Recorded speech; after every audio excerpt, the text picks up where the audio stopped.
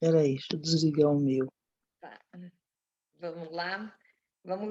Ainda no nosso estudo da carta de Paulo aos Filipenses, e é muito louco, porque eu pretendia fazer em 2, 3 dias, e não conseguimos, tá? Porque tem que ser um capítulo por dia, porque essa carta é muito rica. Embora ela tenha só 4 capítulos, ela é muito legal. A gente tem que fazer um capítulo por dia mesmo. Então, hoje nós vamos do capítulo 3, e que diz o seguinte, a primeira pergunta, né? No capítulo 3, verso 1, Paulo repete um mandamento. Qual é? Então, Filipenses 3:1, ele fala isso várias vezes na carta, que é alegrai-vos no Senhor. Então, ele começa o capítulo 3 dizendo assim, quanto ao mais, irmãos meus, alegrai-vos no Senhor. Então, nós chamamos essa carta da alegria, mesmo porque ele estava numa situação, se você viu lá os seus primeiros estudos, do capítulo 1 e o 2, ele estava numa situação não muito agradável, né? E mesmo assim, ele pega essa carta no teor da alegria. Até eu acho que é numa situação de assim, se retroanimando, né? De, sabe, se carregar a própria bateria, né? Então ele põe aqui a primeira parte, vocês vão ver que nessa carta ele fala muito isso. Alegrai-vos no Senhor, tá? Então é um mandamento, tá? Porque ele não está falando, se for possível, se tiver tudo bem, se sua família estiver toda saudável. Não, alegrai-vos. Porque alegria, se alegrar com uma coisa é uma decisão. É a mesma coisa que amar. Amar é uma decisão. Paixão é outra coisa. Tocou sininho quando você viu lá o seu marido, gatinho, com 16 anos de idade, se apaixonou, passava a noite sem dormir, pensando nele. Quando ele falava com você, tremia as pernas, sabe essas coisas? Suava a mão, tudo isso é emoção da paixão. Amor é decisão. Então, quando você decide amar alguém, você entra no processo de construir esse amor. Decisão também é perdão. Perdoar não tem a ver com o outro, tem que a ver com você. Então, quando você resolve perdoar, é um processo que vai começar em você. E eu vou falar uma coisa: a falta de perdão, a pessoa não está nem aí. A falta de perdão faz mal é para você, tá? Vai comendo. Então, é assim, que nem a vingança é um veneno que você bebe para o outro morrer. O outro não está nem aí e você está se acabando, né? E alegrar-se também é. Então, nós falamos da síndrome de Poliana, nós conhecemos uma menina que ela bateu a perna na Poliana muito, né? Que consegue encontrar alegria em qualquer momento, e ela falou para a gente uma vez, ela colocou lá no grupo, que ela se preocupa com o hoje, ela não vai se queimar pela notícia que ela vai ter amanhã. Então isso serviu para mim também, porque alegrar é uma postura, é uma decisão. Então Paulo faz um mandamento: alegrai-vos no Senhor. Então isso quer dizer, eu não preciso me alegrar com a minha situação que está ruim. Minha situação está ruim, eu estou ferrada, mas o Senhor me ama, o Senhor fez tudo por mim, o Senhor me abençoou. Então é assim, eu vou me alegrar nele, porque ele nunca falhou comigo, tá bom?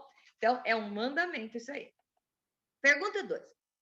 No verso 2, Paulo pede para ter cautela com que classe de pessoas? Quem são eles? Aí o versículo 2 diz o seguinte: acautelai-vos dos cães. Nós não estamos falando do meu cachorrinho, do cachorrinho de cada uma de vocês, não. Acautelai-vos dos maus obreiros e acautelai-vos da falsa circuncisão. O que acontece aqui na circuncisão? Por que Paulo fala isso? Paulo era judeu. E existem muitas pessoas, a circuncisão queria dizer que você era separado, que você era religioso, uma pessoa espiritual, babá. Mas tinha muita gente que ele tinha isso da boca para fora. Então é o que Paulo fala. Ele fala nas cartas dele sobre a verdadeira circuncisão, que não é física, que é a sua predisposição a servir a Deus, a ter uma vida correta e íntegra, e aqueles que de repente fizeram só a circuncisão e continuam sendo, sabe, né, levando a vida do jeito que a vida quer. Então é a falsa circuncisão. E aqui ele fala os maus obreiros. Então eu vou dizer uma coisa para vocês. Aqui nós vamos falar, ele está falando dos líderes das igrejas, das religiões, né? E eu não vou nominar, porque nós temos em várias religiões, nós temos exemplos bons e exemplos ruins. Sabe por quê? Existe gente boa e gente ruim em todas as áreas. Não existe um lugar onde as pessoas são todas boas. Só no paraíso, tá? Só no paraíso. E mesmo assim, são pessoas que tinham defeitos, mas receberam um corpo glorificado, tá? Estou aprendendo, estou estudando isso lá no Apocalipse, viu, gente? Tem lá no canal, tá lá as aulinhas. Bom, então o que acontece? Os maus obreiros. A Bíblia diz o seguinte: que quando você for fazer a obra de Deus, você tem que fazer para engrandecer a Deus. Então, como identificar os maus obreiros? Ele está falando para você ter cuidado, se acautelar, para ter cuidado deles. Então, como você vai tomar cuidado? Se você reconhecer, como você vai reconhecer? É muito fácil, você quer ver? Eu estou sabendo que a Maria está passando necessidade, eu vou lá levar uma cesta básica. Eu levo uma câmera, faço uma selfie e ponho na minha rede social. Ó, como eu sou boa, eu faço ajuda. Eu fiz querendo a minha própria recompensa, tá? Eu sou uma líder e eu quero o meu desejo não é atingir as pessoas, o meu desejo é ter popularidade, é ter benefícios. Às vezes são financeiros, às vezes são sociais e às vezes são para o ego mesmo, tá? Então, quem são os falsos obreiros? São aqueles que, mesmo fazendo a obra de Deus, o objetivo não é engrandecer o nome do Senhor, é engrandecer a si mesmo. Então, é assim, aquele cara que ele quer ter multidões atrás dele para favorecer a, o ego dele. Ele quer fazer um trabalho, ele não vai aceitar de bom agrado se alguém mandar ele limpar banco. Se alguém mandar, ele ficar de porteiro, entendeu? Eu lembro que teve um evento que o meu marido foi e ele deram um coletinho para ele, ele ficou no estacionamento, eu fiquei dando risada. Falei, você fez isso? Eu fiz. Aí depois os caras que chegaram, quando souberam que ele era ele, desculpa aí, não sei o que, né? Foi muito engraçado isso. Porque se precisar botar coletinho e lá ficar no estacionamento, ele vai. Se precisar limpar a cadeira, ele vai limpar a cadeira, entendeu? Então você vê o que é realmente o bom obreiro e o mau obreiro. Você vai ver pelo foco. Então, nós vemos nas religiões, nas igrejas, né, já constituídas, nós vemos pessoas que fazem muitas coisas, mas você tem que ver qual é o objetivo dela. Como Jesus fala naquela parábola dos dois que estavam orando na igreja, né? O fariseu e o publicano, o fariseu falava, Senhor, eu sou assim, que eu faço, eu dou esmola, blá, blá, blá, blá, blá, blá, blá. E ele fala, quando você for orar, entra no quarto, porque os que oram no canto das praças já receberam a sua paga, que é o quê? O reconhecimento dos outros. Então, o falso obreiro é aquele que não está visando o engrandecimento do reino, é aquele que está visando o seu próprio benefício, tá? São tudo obreiro, estão tudo lá na igreja. E Paulo falou para ter cuidado com esses, tá bom? Então, uma pessoa que você vê que ele está buscando a sua vanglória, sabe o que é vanglória? Uma glória vã, que não é para Deus, é para si mesmo. Esse aí, ele vai acabar metendo os pés pelas mãos, tá bom? Acho que está certinho aí, né? Pergunta 3. No verso 3 a 6, Paulo descreve as suas credenciais. Aqui é muito legal porque ele fala por que ele tem autoridade. É muito legal porque Paulo, sendo quem ele é, daqui do resto do capítulo, ele fala, mesmo eu sendo tudo isso, eu me coloco numa situação de humildade, tá? Então, vamos ver. Aí ele fala, porque nós é que somos a circuncisão. Nós que adoramos a Deus no Espírito. Quer dizer, não adianta você só fazer a vasectomia, né, que chama, né, em português, né, e para dizer que você fez a circuncisão, e se realmente a circuncisão de coração, ela não está sendo levada a sério. Então, é isso que ele fala. Então, ele fala, nós que somos, que seguimos a Bíblia, que seguimos a Deus, que acreditamos em Jesus, nós somos a verdadeira circuncisão, que é o verdadeiro pacto, porque a circuncisão era um pacto do povo com Deus, né? E Jesus veio para acabar com tudo isso. Bom, então ele fala, e nos gloriamos em Jesus, porque nós não confiamos na carne, aqui seria nas obras da carne. Bem que eu poderia confiar na carne, aí ele vai falar, olha que legal. Se qualquer outro pensa que pode confiar na carne, é assim, na pessoa, no ser humano, quanto mais eu, por quê? Fui circuncidado ao 8º dia, eu sou da linhagem de Israel, da tribo de Benjamim, hebreu dos hebreus, fariseu segundo a lei, quanto ao zelo, perseguido pela igreja, e quanto à justiça que há na lei, irrepreensível. Gente, ele era, eles mesmos diz dele que ele foi circuncidado, tá, isso aqui vem a herança, aquilo que não depende dele, tá? Da tribo de Benjamim, hebreu dos hebreus. Quanto à lei, ele diz que ele era fariseu. Gente, quando a gente fala fariseu não quer dizer que é uma pessoa ruim. O fariseu era os estudiosos, era os doutores da lei, tá? Então, isso aí já depende dele. Ele estudou, ele se dedicou a isso.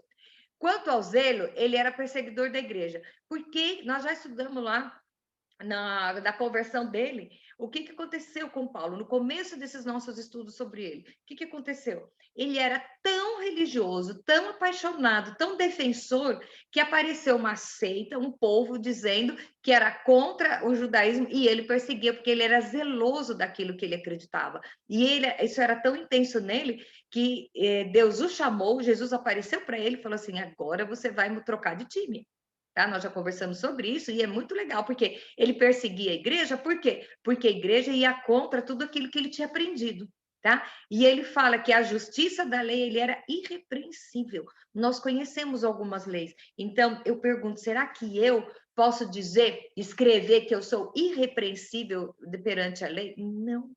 Eu cometo muitas coisas conscientemente, porque existem alguns pecados, algumas falhas que a gente não sabe, mas a gente comete até os que a gente sabe, tá? Então, ele falou, eu sou irrepreensível. Então, ele dá as credenciais dele aqui. E aí, vem muito legal na pergunta 4. E a pergunta 4 diz o seguinte, e qual a utilidade de tudo isso, de acordo com o verso 7? Ele fala, mas o que para mim era lucro, isso eu considerei perda por causa de Cristo. Então, tudo isso que eu fui, que eu me esmerei durante toda a minha vida, isso não serve nada porque eu tive um encontro verdadeiro com Cristo e eu sou nova criatura. A minha circuncisão não é mais da carne, eu não tenho mais que seguir as leis, só as leis, agora eu sou guiado pelo Espírito Santo, então é maior ainda o peso disso, né? E ele ainda fala depois, na pergunta 5, diz o seguinte: o que supera tudo isso de acordo com os versos 8 e 11? Então, ele fala assim, primeiro ele explica tudo que ele era, aí depois aí ele fala no 7, eu considero tudo isso como perda, e ele fala, sim, deveras, eu considero tudo como perda, por causa da sublimidade do conhecimento de Cristo Jesus, meu Senhor, por amor do qual perdi todas as coisas e as considero como refúgio para ganhar a Cristo. Ele chegou ao ponto que descobriu que o homem que ele construiu durante toda a vida dele não era nada, porque ao conhecer Jesus, ele viu uma coisa muito mais sublime. E ele começou a ter, antes, ele tinha só o conhecimento das letras. Quando ele se encontrou com Jesus, o que ele teve? Ele começou a ter o conhecimento e a revelação. Então, outra coisa, sabe o que é? O Espírito Santo te ensinando, o Espírito Santo te contando. Gente, isso não tem preço. Essa intimidade com o Espírito Santo não tem preço. Ele está dizendo que tudo isso eu considero como lixo, né? Refúgio. Então, ele fala, eu considero como refúgio para ganhar a Cristo e ser achado nele e não tendo justiça própria, que procede da lei, senão da que é mediante a fé para o reconhecer. Quer dizer, tudo aquilo que ele apostou não valia mais nada, porque agora ele está na graça, né? Então ele fala, o poder da sua ressurreição e a comunhão dos seus sofrimentos, conformando-me com ele na sua morte, para que, de algum modo, alcançar a ressurreição dentre os mortos. Então, tudo aquilo servia só para a vida aqui. Depois que ele teve encontro com Cristo, tudo aquilo vai servir agora para quê? Né? Para nada. O encontro com Cristo vai servir para ele ter a vida eterna. Então, é muito legal ele ter essa consciência. Por isso que ele fica meio... Às vezes ele surta com os falsos mestres, os falsos obreiros. Por quê? Porque ele poderia sentar em cima do que ele era, do seu orgulho, da sua autossuficiência. E mesmo assim, ele largou tudo. Ele abriu mão de tudo porque ele descobriu que tinha algo muito maior, algo muito mais e que valia a pena. Então, no verso 12, a pergunta 6 é o seguinte: no verso 12, ele alega já ter alcançado a perfeição. Olha o que ele fala. Não que eu já tenha recebido, ou que tenha obtido a perfeição, mas prossigo para conquistar aquilo para o que me foi conquistado por Cristo Jesus. Olha que interessante isso. Prossigo para conquistar aquilo, o que para também eu fui conquistado por Cristo. O que é? Ele foi conquistado por Cristo, quando ele se encontrou, todos nós, como nos encontramos com Cristo, nós nos apaixonamos por Cristo, ele nos conquistou para que nós conquistássemos o que ele tem preparado para nós. Então, não é que assim você vai se converter, Jesus foi encontrar com você no meio da rua, vai lá e fala assim, vem cá, tá, varinha de condão e tá tudo aqui. Não, você vai ter que conquistar. Conquistar não é ganhar de mão beijada. Ele não nos conquistou de mão beijada, ele teve que morrer por nós para nos conquistar. E ele nos conquistou para nós termos a liberdade de conquistar o que ele tem melhor para nós, que é a vida eterna. E que a vida eterna não é garantida pela lei. Pela lei, ele já estava zerado, ele já estava tudo certo. Pergunta 7. Qual a atitude dele em relação a essa constatação? Irmãos, quanto a mim, não julgo havê-lo alcançado, mas uma coisa faço. Gente, nós temos que decorar esse versículo. Esquecendo-me das coisas que para trás ficam e avançando para as que estão diante de mim, prossigo para o alvo, para o prêmio da soberana vocação de Deus em Cristo Jesus. Você pisou na bola? Esquece. Jesus morreu na cruz pelos seus pecados. Tá? O passado está passado. Se você se arrependeu, está passado. As coisas que você vai fazendo, pisando na bola de agora, vai pedindo perdão e zerando. Vai se arrependendo e zerando. E prossiga para o alvo. Prossiga para o alvo. Para o prêmio da soberana vocação que está em Cristo Jesus. O que é que Jesus tem preparado para você? Você vai ficar sentado, você se converteu, aceitou Jesus, você vai ficar sentado à beira do caminho? Ou vai, como ele falou lá, desenvolvendo a nossa salvação, tá? Aí ele tem um conselho no verso 15, é a pergunta número 8. Qual é o conselho do verso 15? Todos, pois, que somos perfeitos, e esse ele está falando, ninguém é perfeito, nem ele, mas estamos caminhando para isso, ok? Tenhamos esse sentimento, e se porventura pensais outro modo, também isto Deus vos esclarecerá. Se você tem dúvida, crise de consciência, será que é, será que não é, será que eu tô, será que eu não tô? Pergunta para Deus porque ele responde. Eu vou contar um fato que aconteceu na vida do meu pai.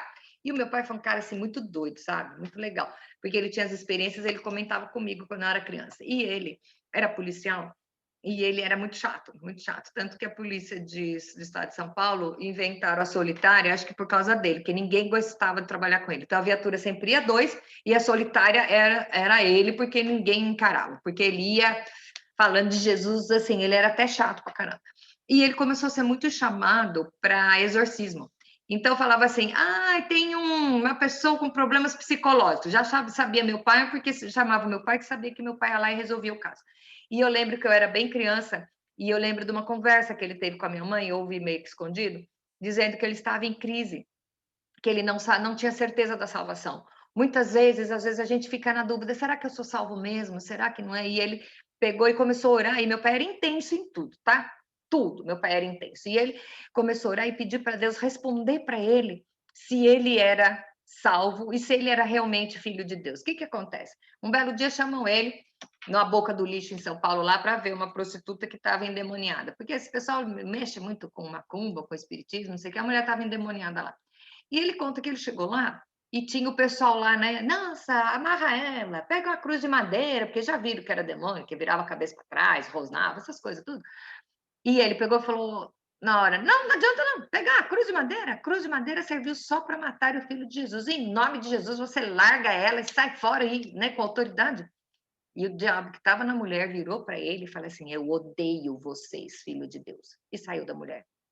Ele disse que ele ajoelhou, começou a chorar e agradecer, porque Deus permitiu que ele ouviu da boca do diabo que ele era o filho de Deus e que o diabo não gostava dele. Então, isso foi um exemplo que se eu lembro até hoje, que eu sei essa história, tem mais de 50 anos, né? E então aconteceu. Então, aqui Paulo fala: se você não tem certeza, pede para Deus que Deus vai te esclarecer. Deus está disposto a responder qualquer pergunta que você tiver. Deus não deixa o seu filho sem resposta em momento algum. Então, se você está na dúvida se você está fazendo a coisa certa, se você está na dúvida, será que é isso mesmo? Às vezes, tudo isso que essa mulher está falando é tudo bobagem, é má interpretação, não sei, será que é? Não confie no que eu estou falando. ora a Deus, deitado no seu quarto secreto, no segredinho, e fala, Deus me esclarece, e pega a palavra e vai ler. O Espírito Santo vai pôr um pendrive na sua cabeça, vai sair, aí você vai saber a verdade. Se você tiver uma revelação do Senhor, você vai ter paz. Porque quando Deus fala, você sente paz. E como diz, a gente estava numa reunião essa semana e meu marido estava falando que o diabo é imitador, ele imita tudo. A única coisa que ele não consegue imitar é a paz de Cristo. Se você está em paz, então vem do Senhor. E se a resposta vem e te dá paz, você pode ter certeza que é do Senhor. Uma resposta que te deixa tumultuado e em crise, não vem do Senhor. É coisa só para te confundir, tá bom? Vamos lá. Pergunta 9. Qual o nível de ousadia de Paulo, que é descrita no verso 17? Irmãos, olha só isso. Sede meus imitadores e observar os que andam segundo o modelo que tendes em nós. Eu não tenho a coragem de falar para vocês ser minha imitadora, porque eu tenho muitas faltas. Muitas faltas. Então, é assim, vamos estudar juntos e vamos orar juntos, tá? Mas Paulo, ele sabia até que ponto ele era comprometido. Ele sede meus imitadores.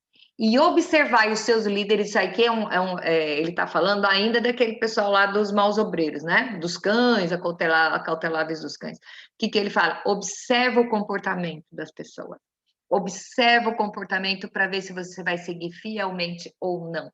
E isso eu falo para vocês agora em relação a todas as coisas que estão acontecendo no nosso mundo conturbado, tá? Todas as pessoas são susceptíveis a erro. Então, de repente, o seu líder é susceptível a erro, ele pode pisar na bola. Então, você não tem que firmar a sua fé num líder humano, porque o líder falha, tá? Mesmo que seja uma ótima pessoa, ele falha. Então, o que acontece? Você não tem que apostar sua confiança no líder. Então, é assim, esse líder estudou sobre isso, ele me ajuda sobre isso, ele é autoridade na minha vida, beleza. Mas esteja preparado para não se decepcionar com Deus se esse líder cair. Porque todas as pessoas estão sujeitas, e a Bíblia diz que o diabo é um leão que ruge ao redor, esperando os filhos caírem. Então, nós temos que estar vigilante. E olha, não vem achando que o diabo não mete a cara com você, não, porque o diabo tentou, meteu a cara até com Jesus, imagine conosco, tá? Com os nossos líderes. Então, aposte as suas fichas na palavra. Tem dúvida, pergunta para ele. E quando você for imitar o comportamento de alguém, olha se essa pessoa está clicada com a palavra de Deus. Se ela não negocia, existe o pastor Leandro Barreto, ele fala um negócio que eu acho que eu não vou me esquecer jamais, que ele diz o seguinte: cuidado, porque a necessidade derruba o padrão.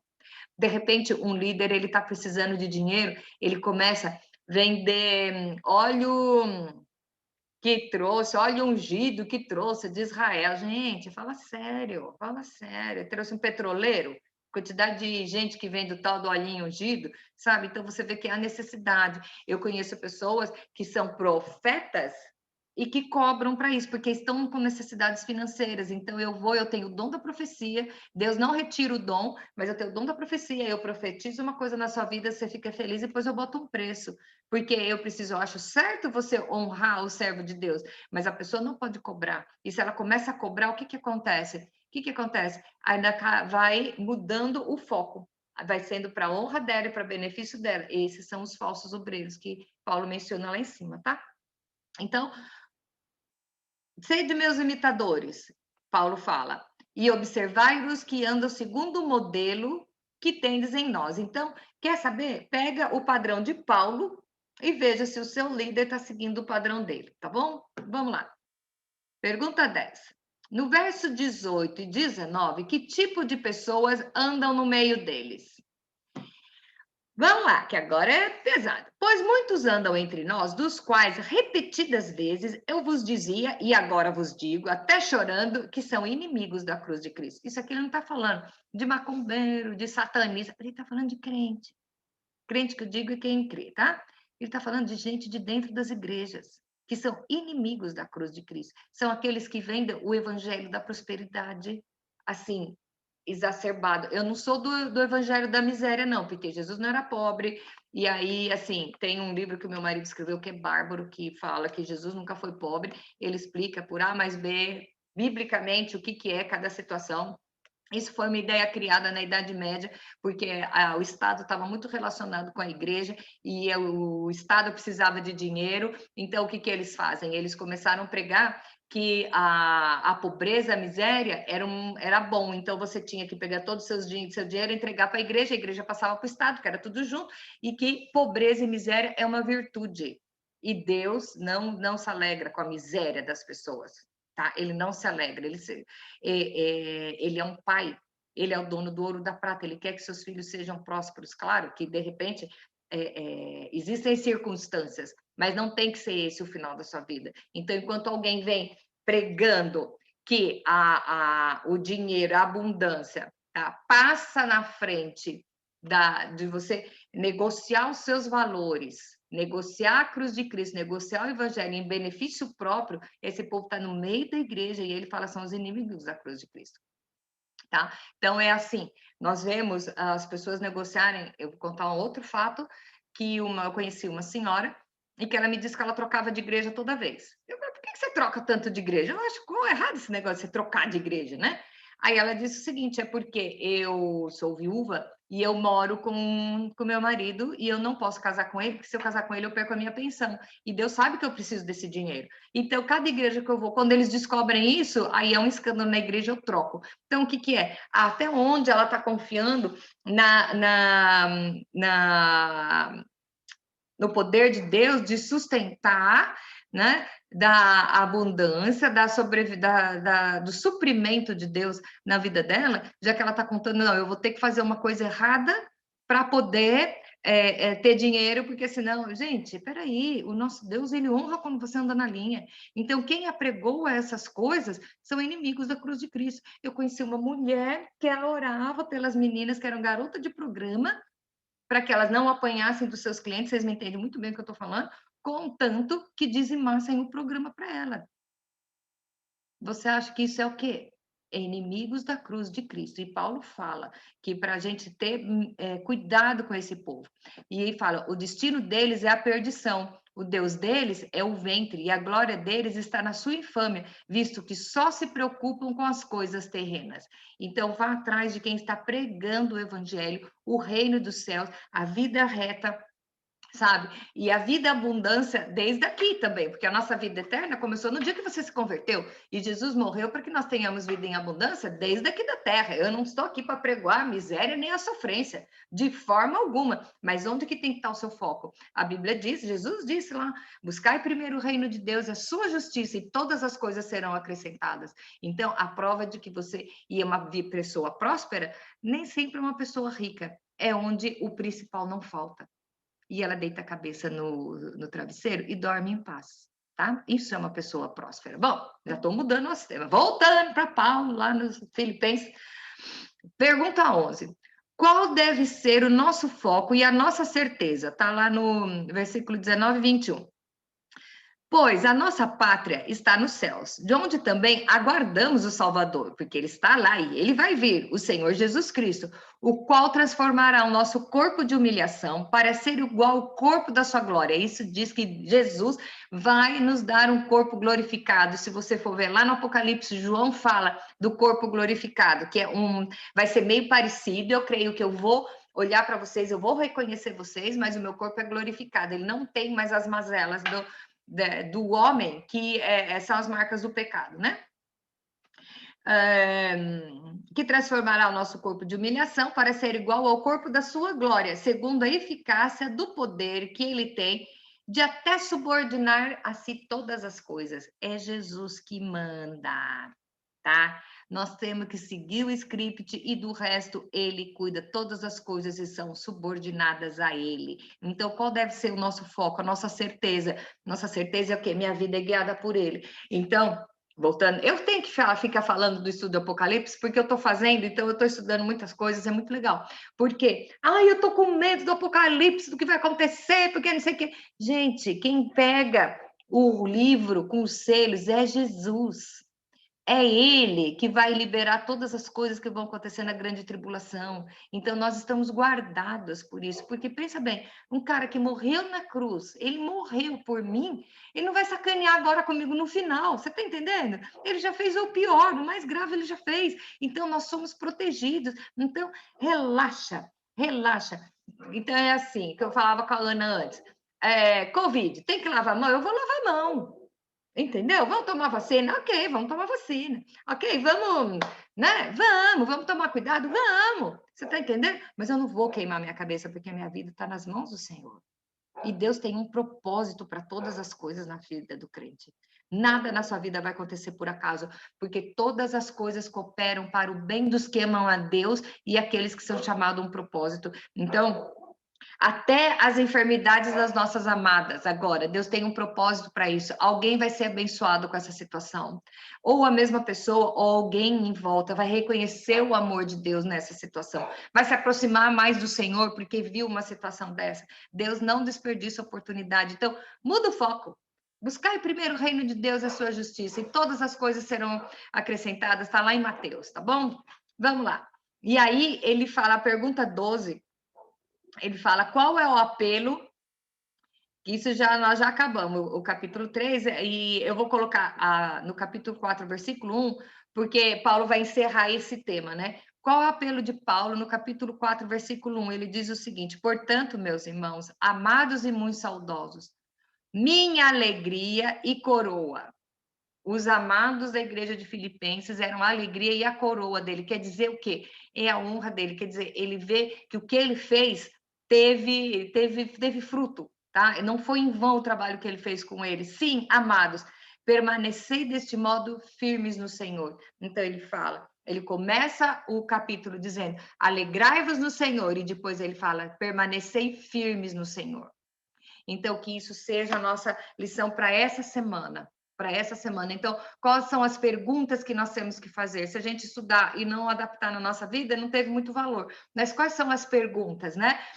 Eu posso me usar como exemplo de conduta? Não, estou caminhando para isso? Beleza. Qual é o meu foco aqui? O meu foco é só as minhas coisas daqui da terra, ou eu confio que o Senhor vai suprir todas as coisas se eu buscar primeiro o reino de Deus, tá? Eu estou me alegrando em qualquer situação e eu estou firme no Senhor, eu estou titubeando quando aparece algum problema. Quando aparece algum problema, alguma situação, eu ponho Deus e o Espírito Santo guardado lá dentro da gaveta e eu vou resolver sozinho e depois eu peço para ele entrar e consertar alguma coisa que deu errado, né? Então, que essa carta, gente, essa carta seja um estímulo para a gente, que seja um gás, né? Para que a gente aprenda a poder nos conduzir. Como Paulo diz, desenvolvei a vossa salvação. E é isso que nós estamos fazendo, desenvolvendo a nossa salvação. E tendo em mente todos esses versículos, assim, que a gente tem que decorar, tá? Que são muito assim, quem foi criado na igreja já tem umas coisas meio que decor, né? Mas quem está chegando agora vai aprendendo e a gente tem que decorar, mas não basta decorar aqui, tem que decorar aqui dentro para poder usar no momento certo, né? Então o que acontece? Vou deixar as coisas passadas para trás e vou seguir para o alvo. Eu tenho defeito? Eu tenho, mas eu vou me alegrar no Senhor porque Ele tem o controle da minha vida e eu estou desenvolvendo a minha salvação.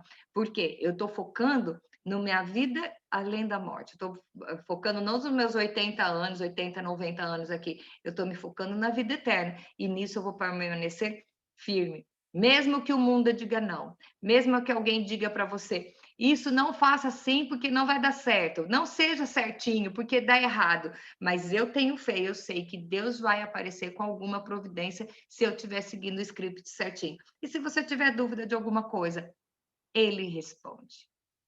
Tenha essa paz. Ele responde. Entra no seu quarto secreto, fecha o olho e fala: Deus, explica para mim isso aqui, e ora e vai ler. Eu tenho certeza que Deus vai deixar, porque Deus nunca deixa um filho seu sem resposta. E agora, nos preparando para o último capítulo, nós vamos ver a semana que vem o capítulo 4 de Efésios, e assim, depois nós vamos fazer um retrospecto sobre toda a carta e ver o que nós aprendemos para botar em prática na nossa vida. Que Deus abençoe a vida de todos nós.